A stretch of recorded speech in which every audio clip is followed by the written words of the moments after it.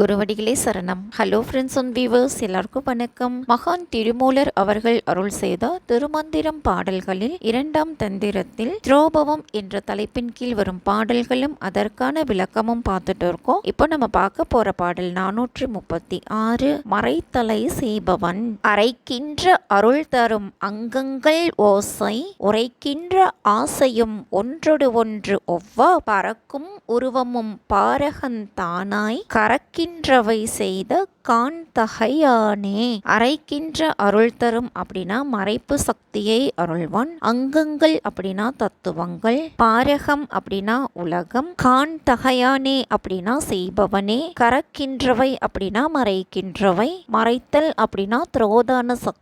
தத்துவங்களும் ஓசை முதலிய தன் மாத்திரைகளும் கூறப்படுகின்ற ஆசைகளும் ஒன்றுக்கு ஒன்று மாறுபட்டு விளங்கும் பல வகைப்பட்ட வடிவங்களும் உலகம் முழுவதும் தானாய் மறைக்கின்ற இறைவனே மறைக்கின்ற சக்தியை அருள் செய்பவனாகின்றான். பாடல் 437. அக வழிபாடு சிறந்தது.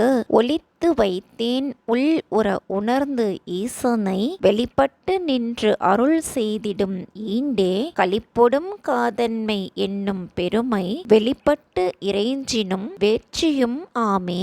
அக வழிபாட்டை உள்ளுணர்தல் அப்படின்னு சொல்லியிருக்காருங்க. புற வழிபாடு அப்படின்னா வெளிப்பட்டு வணங்குதல். வேட்சி அப்படின்னா விருப்பம். சிவபெருமான் மறைவாய் இருந்து செய்யும் உதவியை உள்ளத்தே உணர்ந்து வழிபடுதல் வேண்டும். நான் சிவனை உள்ளத்தில் உணர்ந்து போற்றி எண்ணி வழிபட்டேன். அவன் அப்போதே காட்சியில் வெளிப்பட்டு அருள் அளிப்பான். இனி மகிழ்ச்சியுடன் அன்பு என்ற பெருங்குணம் வெளிப்பட்டு அப்பெருமானை வெளியே வழிபடினும் அது அவனுக்கு விருப்பத்தையே தரும். பாடல் 438. மகேஸ்வரன் மறைத்தலை செய்பவன். நின்றது தானாய் நிறைந்த மகேசுரன் சென்றங்கு இயங்கி அரண் திருமாலவன் நன்றது செய்யும் மலர்மிசை மேல் அயன் என்றிவராகி இசைந்திருந்தானே.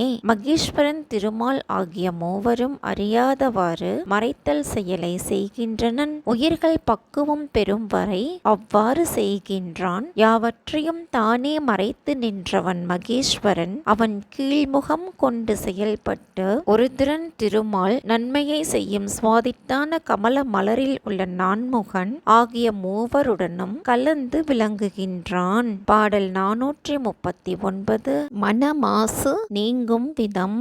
ஒருங்கிய பாசத்துள் உத்தம சித்தின் இருங்கரை மேல் இருந்து இன்புற நாடி வரும் கரை ஓரா வகையினில் கங்கை அருங்கரை பேனில் அழுக்கு அறலாமே.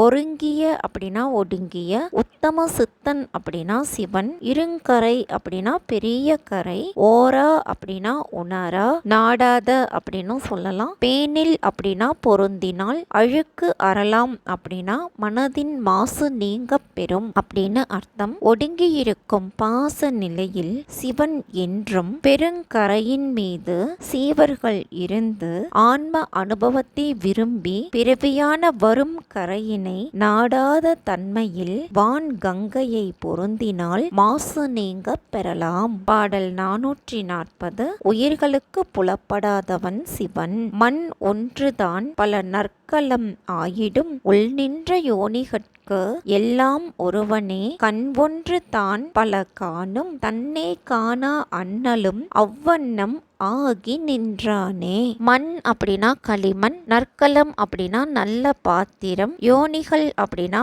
உடல்கள். ஒரே மண் பல நல்ல கலங்களாகிவிடும். அதே போல் உடல் பேதங்களுக்கெல்லாம் உள்ளே உள்ள ஒருவனே காரணம் ஆகும். கண் என்ற பொறி வெளியே இருக்கின்ற பல பொருள்களை கண்டாலும் அது தன்னை அறியாது. அதே போன்று இறைவனும் எல்லா உயிர்களின் வேறுபாட்டுக்கு காரணமாக இருந்தாலும் அவன் உயிர்களின் காட்சிக்கு புலப்படாமல் விளங்குகிறான். இதுதாங்க இந்த பாட்டோட பொருள். என்ன ஃப்ரெண்ட்ஸ், பாடல்களும் விளக்கமும் உங்களுக்கும் தெளிவா புரிஞ்சிருக்கும்னு நினைக்கிறேன். மீண்டும் அருளல் அதாவது அனுக்கிரகம் என்ற பிரிவில் சொல்லப்பட்டிருக்கும் பாடல்களும் அதற்கான விளக்கமும் பற்றின வீடியோல சந்திக்கலாம். தேங்க்யூ.